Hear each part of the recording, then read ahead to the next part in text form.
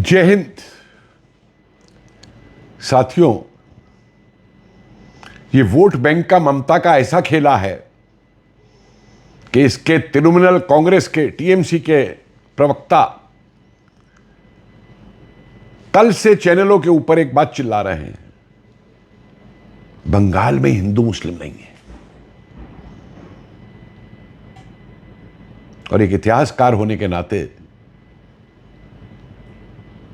मेरा ये फर्ज बनता है कि आपको बताऊं कि बंगाल में क्या था, क्या हुआ और क्या अभी भी है।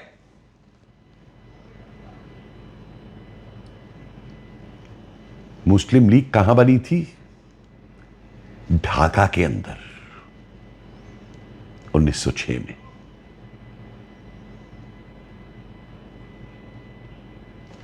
आगे और चल सकते हैं। जब सुभाष चंद्र बोस 1940 में प्रेसिडेंसी जेल में थे तो पत्र मौजूद है जो उन्होंने लेफ्टिनेंट गवर्नर को लिखा था कि किस तरीके से प्रजा कृषक पार्टी और मुस्लिम लीग की सरकार मुस्लिम अपराधियों को, मुस्लिम आतंकियों को, कट्टरवादियों को समर्थन दे रही है और कैसे हिंदुओं के साथ जेल तक में व्यवहार किया जाता है। बहुत सी घटनाएं हैं। आगे चलिए। अगर बंगाल में हिंदू मुस्लिम नहीं होता तो 16 अगस्त 1946 के दिन जो डायरेक्ट एक्शन डे जिन्ना ने मनाया था और उसमें जो कत्लेआम हुए थे हिंदुओं के, वो नहीं होते। को सुहारवर्दी, वो मुजीबुर रहमान, ये सब शामिल थे उस हिंदुओं के कत्लेआम में। अगर बंगाल में हिंदू मुस्लिम नहीं होता तो नोआखली नहीं होता। और सबसे बड़ी बात, अगर बंगाल में हिंदू मुस्लिम नहीं होता तो ईस्ट पाकिस्तान भी नहीं बनता। जो आज आप वेस्ट बंगाल देख रहे हैं, कैसे बचा था ये वेस्ट बंगाल, कैसे बना था ये वेस्ट बंगाल? जब मुस्लिम लीग और अंग्रेज मिलकर के पूरा बंगाल जो है ईस्ट पाकिस्तान में जा रहा था, उस समय श्यामा प्रसाद मुखर्जी की अकेली आवाज थी जो उठाई गई थी। आज भी अभिलेखागार के अंदर वो नक्शा तक मौजूद है जो उन्होंने बना करके भेजा था लेफ्टिनेंट गवर्नर को कि बंगाल में हिंदू भी रहते हैं और अगर ये ठानी ली है भारत के विभाजन की, तो जैसे पंजाब का विभाजन हो रहा है वैसे ही बंगाल का भी विभाजन होना चाहिए। और नक्शे के अंदर बाकायदा हिंदू बाहुल्य इलाके दिखा कर दिए थे। तब जाके वेस्ट बंगाल बना था। ये जो आज हर तरीके की गाली निकालते हैं ना लेफ्टिस्ट कांग्रेस वाले और टीएमसी वाले श्यामा प्रसाद मुखर्जी को, अगर वो शख्सियत आवाज नहीं उठाती तो ना कभी कांग्रेस बंगाल पे राज कर पाती, ना कभी कम्युनिस्ट राज कर पाते और ना ही टीएमसी राज कर पाती, ना ही ममता चीफ मिनिस्टर बन पाती, क्योंकि वेस्ट बंगाल बनना ही नहीं था।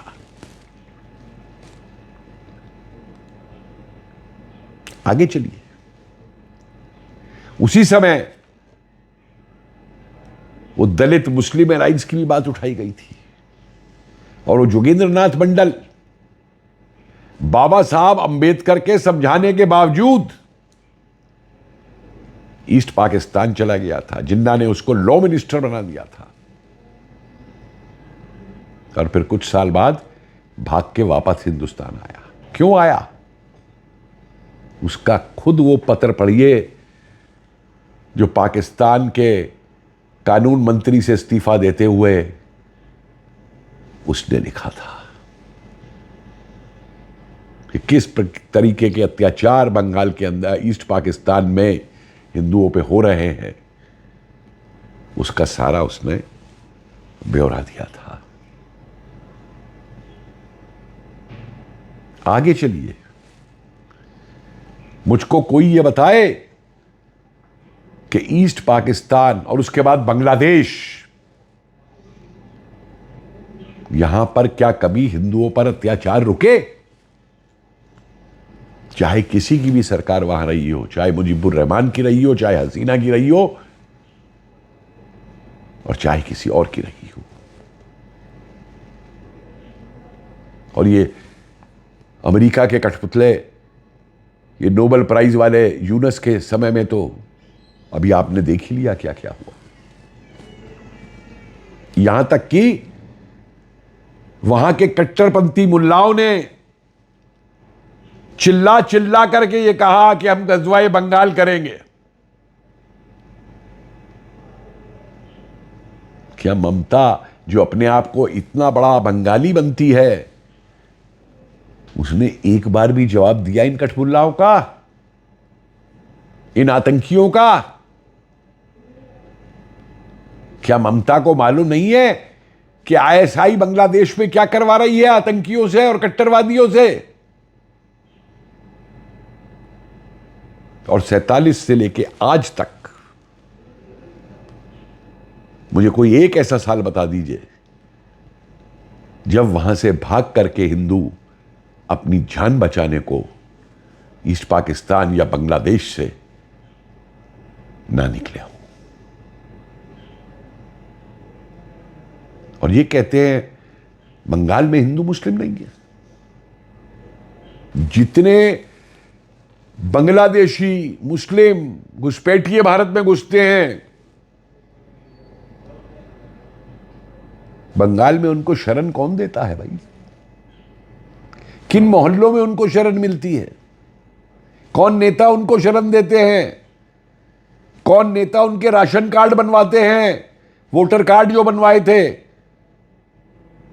वो तो भला हो इलेक्शन कमीशन का जो एसआईआर करके ये घुसपैठियों के नाम कटे लिस्ट में से। कौन देता है उनको शरण? बाबरी मस्जिद बंगाल में कौन बनाता है? अरे भाई, कलाम साहब के नाम पे भी मस्जिद बन सकती थी, मौलाना आजाद के नाम पे भी बन सकती थी, नजरुल इस्लाम के नाम पे भी बन सकती थी। बाबरी नाम पे ही मस्जिद क्यों बनाई जाती है? क्योंकि वो उस मानसिकता को बाबर की बंगाल में वहां के कुछ मुसलमान जिंदा रखना चाहते हैं। और यही कारण है कि वहां पे मुस्लिम कट्टरता पनप रही है। और उस कट्टरता को सत्ता में बने रहने के लिए पहले कांग्रेसियों ने तुष्टीकरण किया, उसके बाद में लेफ्टिस्टों ने उनका वोट लिया, और उसके बाद ममता बनर्जी ने उसका वोट लिया। क्योंकि वो तो उन्हें तो अपना वो बढ़ाना है ना, तो जिससे भी उनको फायदा पहुंचेगा, तो वो कांग्रेसियों के साथ थे, फिर कम्युनिस्टों के साथ हो गए, अब ममता के साथ हो गए।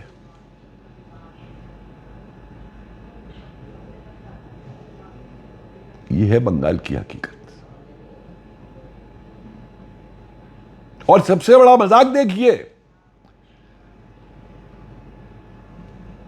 कि मुस्लिम पे मुस्लिम कहकर के वोट मांगना, मुस्लिम कहकर के उसको उसका तुष्टीकरण करना, वो सांप्रदायिकता नहीं है इन टीएमसी वालों के लिए, लेफ्टिस्टों के लिए, कांग्रेसियों के लिए। लेकिन आपने अगर हिंदू शब्द का इस्तेमाल कर दिया तो आप कम्युनल हो गए, सांप्रदायिक हो गए। यह कौन सी परिभाषा है भाई धर्मनिरपेक्ष की? संविधान की आड़ देते हैं, संविधान संविधान। अरे क्या संविधान यह कहता है कि जो घुसपैठिए तुम्हारे देश में घुसे दूसरे देश के, उनको तुम अपना वोटर बना लो?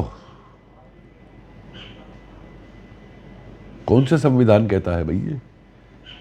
और भारत तो छोड़िए, किस देश का संविधान ये कहता है? दुनिया में एक देश मुझे दिखा दीजिए। और ये संविधान लेके घूमते हैं, संविधान की बात करते हैं।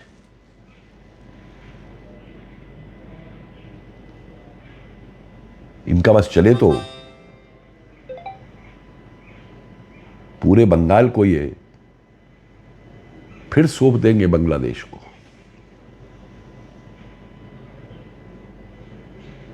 और एक अच्छी खासी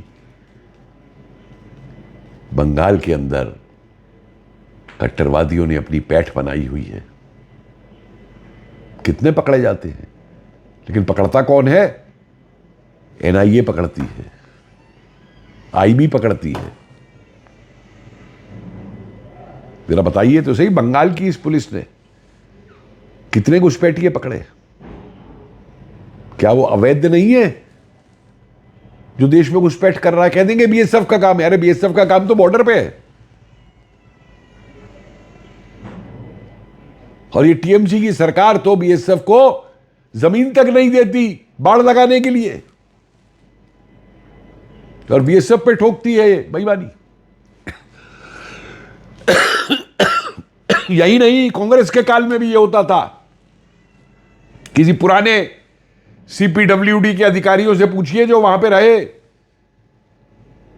कि जब तार की बाड़ लगाई जाती थी तो दिल्ली से फोन आता था, नहीं इस गांव को छोड़ दो, इस इलाके को छोड़ दो। जहां से आसाम में भी घुसे और बंगाल में भी घुसे ये, और पूरे देश के लिए एक समस्या बन गए। किसने बनवाया? यही कांग्रेस, टीएमसी और कम्युनिस्टों ने बनवाया इसको समस्या।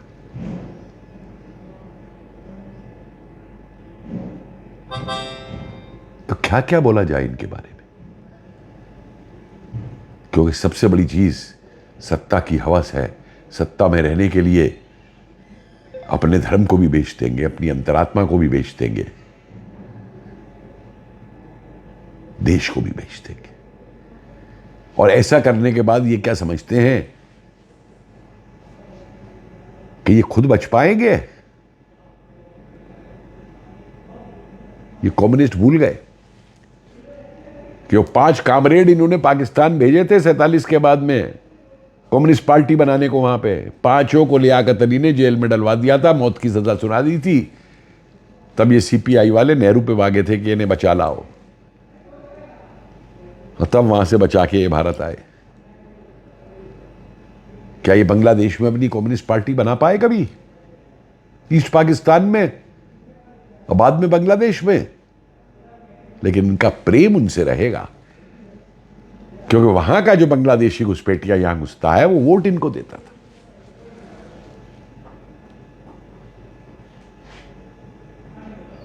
मैं किसी धर्म के खिलाफ नहीं हूं, लेकिन एक बात समझ लीजिए कि सर्वधर्म समभावे उनके लिए है जो दूसरे धर्म की भी इज्जत करते हो। सांस्कृतिक मिश्रण, वो जो मल्टी कल्चरल बात करते हैं, वो भी उनके लिए है जो दूसरी संस्कृति का भी इज्जत करते हो। लेकिन जो ये खुल के नारे लगाते हैं कि काफिरों को खत्म कर देंगे, गजवा कर देंगे, उनसे मेरी ना तो कोई सहानुभूति है, बल्कि मैं उनका कट्टर विरोधी हूं। और हर भारतीयों को भी ऐसो का कट्टर विरोधी होना चाहिए।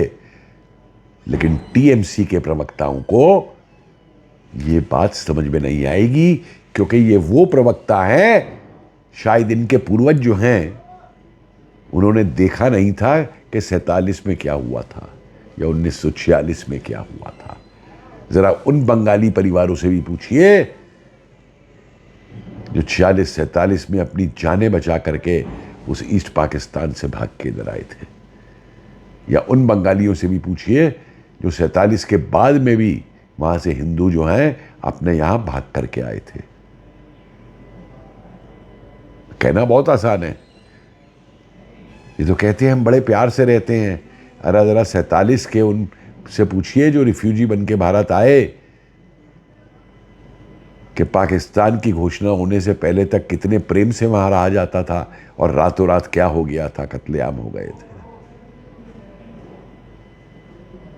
ये इतिहास मिटाया नहीं जा सकता। हां, भूल सकते थे इतिहास को